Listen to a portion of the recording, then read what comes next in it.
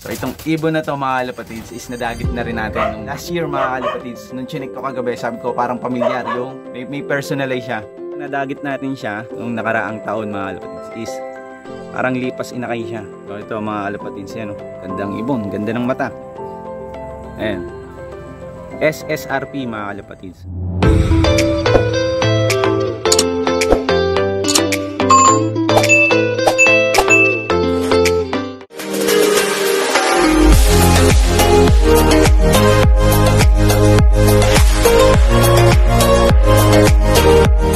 Magandang araw muli mga kalapatids. Welcome back dito sa ating channel. So for today's video mga kalapatids is ito, ipapakita ko sa inyong ibon. So meron pumasok sa loob natin. So meron tayong dagat. So ipapakita ko siya sa inyo mga kalapatids. Siguro kahapon to pumasok dahil nga si Mrs. yung nagpapatuka ng ibon natin kapag hapon dahil nga may work na tayo. Kaya yun, minsan na nga lang din tayo makapag-vlog mga kalapatids. So ayan, so papakita ko sa inyo yung dagat natin ngayon. So, ayan. Ang nakakatuwa dito mga kalapatids is parang pamilyar yung ibon na to. So ayan mga kalapatids, ito. Pagpunta ko nga dito sa loob kagabi. So minsan gabi na tayo nakakapag-check. Pagbilang ko sa ibon natin, ito nga yung mga pliers natin ng south. Yan, 1, 2, 3, 4, 5, 6. So 6 na lang kasi sila. Pagbilang ko kagabi is 7. Ayan. Kala ko may bago tayong umuwi or mga nawala natin sa training dati.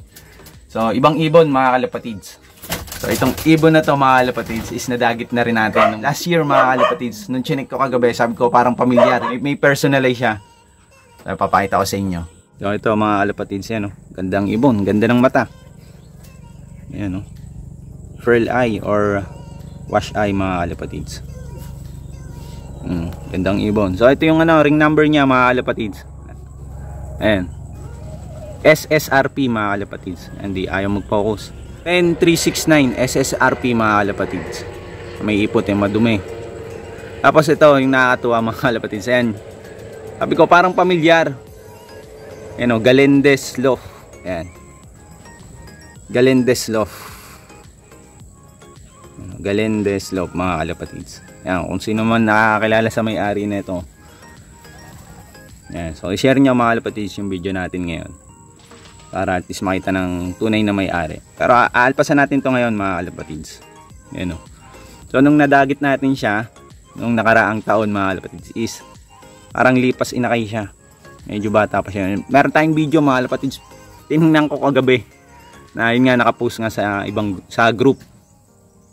O yan, aalpasan natin to ngayon mga kalapatids. Yan, ngayong araw, ang ganda ng panahon. Aalpasan natin to ngayon mga kalapatids. Sigurado nakatuka na naman to kagabi or kahapon mga kalapatids dahil nga wala tayo.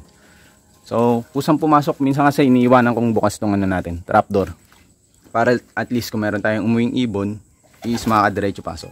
And then nga paghapon hindi ako nagpapatuka. Sa umaga lang ako bago ako pumasok or umalis papunta sa trabaho mga kalapatids. Ako yung nagpapatuka. Tapos si Mrs. na sa hapon.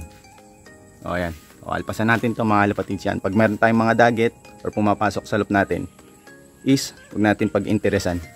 Ayan, sana makauwi ulit sa tunay na may-ari. Ayan, Sir Galindez Loft, sana makauwi ulit sa'yo. Alpasan natin. Ayun. O ayan, wala na, lumipad na mga kalapatids. So, sana makauwi ulit siya sa tunay na may-ari. Makabalik mga kalapatids. Wala na, hindi na umikot. Diretso na siguro. Ayun. Yung kung nahagip ang camera natin. Ayan, pag meron kayong mga dagat mga kalapatids or pumapasok sa loob nyo, is huwag yun ang pag-interesan. So sigurado nag-aantay yung yung tunay na may-ari. So alam nyo naman yung pakiramdam ng nawawalan mga kalapatids. Lalo na pag nagte-training kayo or nasa derby na, lalo sa derby mga kalapatids. Alam nyo naman yung pakiramdam na mawala ng ibon. Ayun, wala na. Sana makauwi siya sa tunay na may-ari. So ayan, pag meron tayong mga dagat mga kalapatids, huwag natin pag-interesan. I-recover lang natin, pakainin natin. Pag alam natin okay na yung ibon, i-release natin. Lalo na pag yung mga sticker or yung galing derby, galing karera mga kalapatids.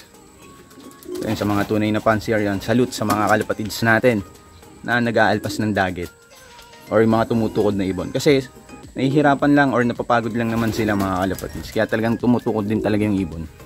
So alpasan natin mga kalapatids. Yan, lalo na sa mga newbie fancier. So ganun yung gawin nyo mga kalapatids. Sana makauwi siya sa tunay na may-ari. Wala na, umiretso na. So ito, alpasan na rin natin yung ibon natin. Aronda muna tayo.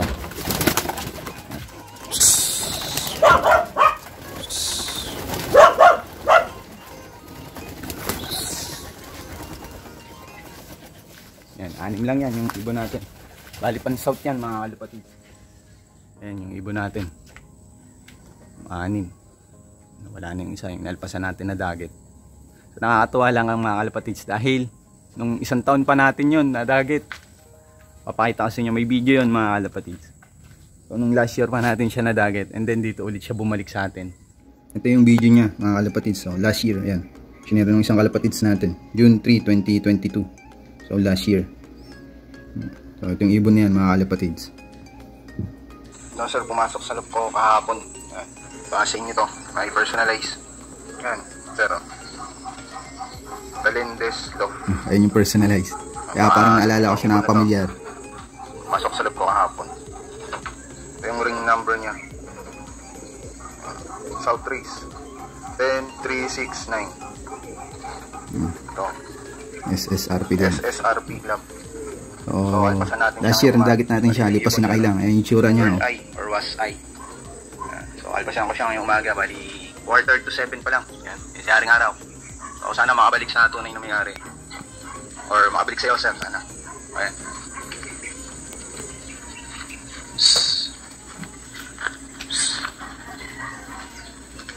Ayun. Narumodon siya. Sana makabalik sa iyo, sir. May sumabay ulit sa ibon natin. Parang bumalik. Ang lapit ng homing niya, no? Last year. Nakakita ko kagabi sa Facebook. Sabi ko parang pamilyar. So ayun nga, pinost ko rin siya sa isang group. Doon ko nakita na yun nga, inalpasan rin natin siya. Ayun yung ibon natin. Balipan south yan. Ako mukhang bumalik mga kalapatid. Ayan o. Or ibang kulay ito. Hindi, parang ibang kulay mga kalapatid. Brown. Hindi pala yun. Yun. Iba. O mamaya babalitaan ko kayo mga kalapatids kung bumalik or hindi. Ito yung ibon natin. O ayan. So hanggang dito na lang mga kalapatids yung video natin. Mamaya babalitaan ko ulit kayo kung ano mangyayari dun sa nadagit natin. Kung uuwi pa or kung babalik pa dito. Many hours later. Yo, what's up mga kalapatids? So ito, nandito nga ulit tayo sa loob natin. O ayan. O alpas yung mga warriors natin. So hapon na ngayon mga kalapatids. Mga warriors natin. So mukhang wala na yung ating loft visitor mga kalapatids. Yung Valendes Love. Ayun, sana nakauwi siya sa tunay na may-ari mga kalapatids. Ayan, hapon na nga ngayon. Medyo naulan-ulan. Ambon-ambon mga kalapatids.